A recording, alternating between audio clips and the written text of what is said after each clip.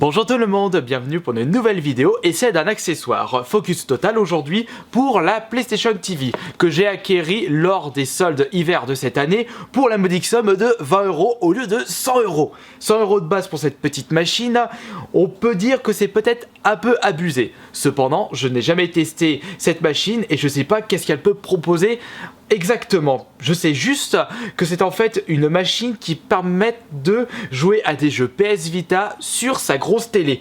Après, je crois que cette console, cette machine je veux dire, se joue avec une manette PS3 et non avec la PS Vita en elle-même. Et donc cela veut dire qu'on ne peut pas jouer à des jeux Vita qui utilisent les fonctionnalités tactiles de la PS Vita, par exemple. Mais bon, ça on va le voir lors de cette vidéo puisque ce sera unboxing, branchage, plus essai sur la télé directement. Donc on va ouvrir ceci. Alors, c'est vrai que quand on y pense, ça peut être pas mal de jouer à des jeux Vita sur sa grosse télé, sachant que il y a des jeux à fort potentiel. Alors, pour commencer le contenu de ce paquet, il y a un code de téléchargement de 3 jeux complets, code de bon d'achat à l'intérieur. Eh bien, c'est très cool puisque je vais pouvoir avoir droit à 3 jeux en démat sur ma console. Ça me permettrait d'éviter d'ouvrir les jeux de ma collection qui sont sous blister. Ça peut être pas mal. Ensuite, qu'est-ce que nous avons d'autre? C'est vraiment un petit paquet quand on regarde bien. Ah oui, j'ai oublié de vous dire, on va brancher cette petite machine. Déjà, on va regarder la taille qu'elle a avant de se précipiter. Alors, hop là. Il est vrai qu'à 20 € cette petite machine, c'est vraiment un super prix. Ça m'étonne même pas qu'en une demi-heure, les 8 PlayStation TV que j'avais vu à Carrefour lors du premier jour des soldes étaient partis en une demi-heure. Ça m'étonne même pas, à 20 €, c'est franchement une affaire en or. Pour un truc qui coûtait de base 100 € et qui, je pense, va devenir rare prochainement. J'ai un peu de mal à enlever la grosse boîte qui est à l'intérieur parce que j'ai pas envie d'abîmer le fourreau. Enfin, si on peut appeler ça fourreau. C'est une boîte dans une boîte. Il y a par là, espèce de petite pute. Alors, la PlayStation TV, juste ici. Vraiment un packaging très banal, très basique. Du blanc. Putain, 3 plombs pour ouvrir une boîte. Moi, je suis vraiment un gros teubé. Oh, mais c'est tout petit, regardez-moi ça. C'est plus petit qu'une boîte PS Vita. Regardez. On va l'enlever de son petit emballage. Sa petite protection. Regardez-moi ça. Ouh, attendez, je vais zoomer un petit peu. On va... Voilà, mais regardez-moi ça, c'est tout mimi, c'est tout petit. On peut remarquer qu'il y a un emplacement pour le câble Ethernet, emplacement HDMI, port USB, et là je pense que ça doit être la carte mémoire PS Vita, et là, pour balancer le jus. Alors, qu'est-ce que nous avons d'autre ? Plein de petits accessoires à l'intérieur et une notice. Même plusieurs notices. Il y a peut-être des codes. Ça peut être intéressant. Et ici nous avons la prise secteur, juste ici. Mais à mon avis, il doit avoir un adaptateur. Ouais, exact. On branchera ça après. Et nous avons un câble HDMI. Par contre, le câble HDMI, je ne vais pas l'utiliser parce que le problème, regardez, juste ici, je dois avoir 4 câbles HDMI différents. Puisque maintenant, ils passent presque tous par mon HDPVR2 pour pouvoir faire les enregistrements si je le souhaite. Ce qui n'est plus trop le cas actuellement. Il y a le câble HDMI de la Wii U, de la PS4, de la Xbox One et de la Xbox 360. Il y a seulement la PS3 qui est branchée directement sur le deuxième port de la télé.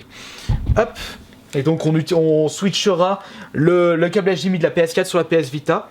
PlayStation TV, excusez-moi une nouvelle fois. Puisque je vais le mettre juste ici. Regardez. Hop. Ça passe crème juste là. C'est tout petit. Allez. Alors je vais mettre... On va zoomer un petit peu. Juste ici. Allez. Et on va faire le branchement. Juste là. Allez. Bon alors, tout d'abord... J'espère qu'il me reste encore des prises. Toutes mes multiprises sont bourrées avec toutes mes consoles. Donc ça, c'est pas super top. Ouais, je débrancherai bien une console que j'utilise plus actuellement. Ouais, surtout que maintenant, je passe par la Retrone pour mes jeux rétro.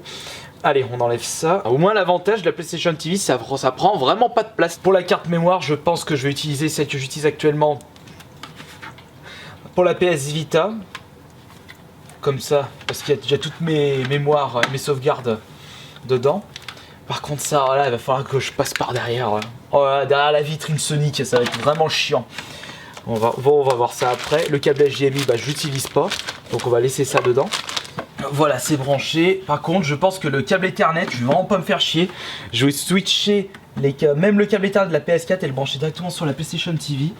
Comme ça. Comme c'est côte à côte. Voilà, câble Ethernet branché. La prise secteur, il manquera juste la petite carte mémoire. Et on se retrouve après. Ah merde, j'avais oublié de vous préciser. Juste derrière, c'est le port pour mettre une carte mémoire Vita. Je crois que je l'avais dit au début. Et là, ici sur le côté, c'est pour mettre le jeu PS Vita. Et ça, je ne l'ai pas présenté dès le début. Ça, je me suis dit, mais attends, on peut pas mettre un jeu Vita, ça passe que dans du dématériel. Non, on peut mettre un jeu Vita. Donc pour le jeu Vita, attends, j'ai quoi là, juste ici non, ça c'est du jeu de rythme, donc je vais me taper des droits d'auteur si je vous le présente. On va plutôt essayer celui-ci, mon premier jeu de la Vita. Donc on va le brancher. Hop. Par contre, je sais jamais c'est quel sens. Voilà. Hop, on va choper la carte mémoire de ma PS Vita.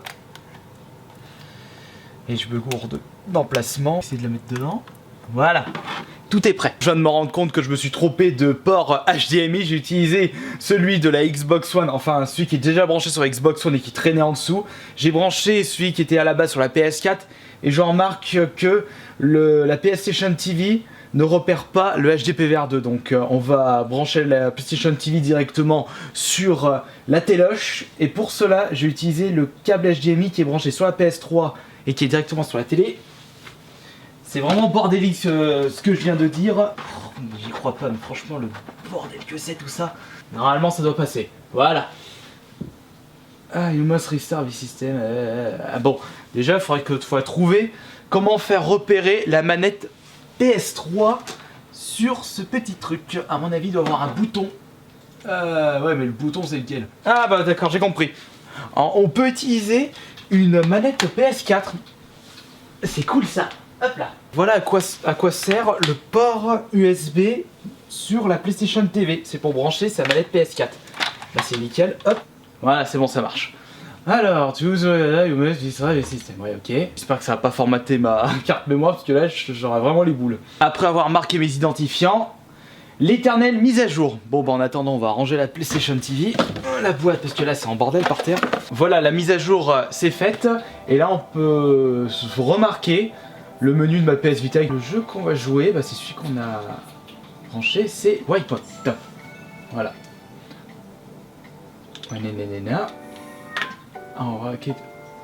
Ah merde. Bon déjà c'est super, je peux pas jouer à Wipeout sur la PlayStation TV. On va essayer un autre jeu. On va essayer Everybody Golf. Je vais le sortir. Voilà. Alors on va voir si Everybody Golf passe. Ah lui aussi. Je vais regarder sur internet la liste des jeux dispo. Comme ça, j'en ai certainement un issu de ma collection qui passe sur la PlayStation TV. Ouais, bah je me rends compte qu'il y a très peu de jeux compatibles avec cette PlayStation TV. Je dirais une cinquantaine de jeux à tout casser. Voilà, déjà ça c'est un mauvais point pour la PlayStation TV parce que si on remarque que les jeux qu'on adore jouer sur cette petite machine, et bon on ne peut pas jouer sur son grand écran, bah je vois pas trop l'intérêt et Silent Hill il passe pas.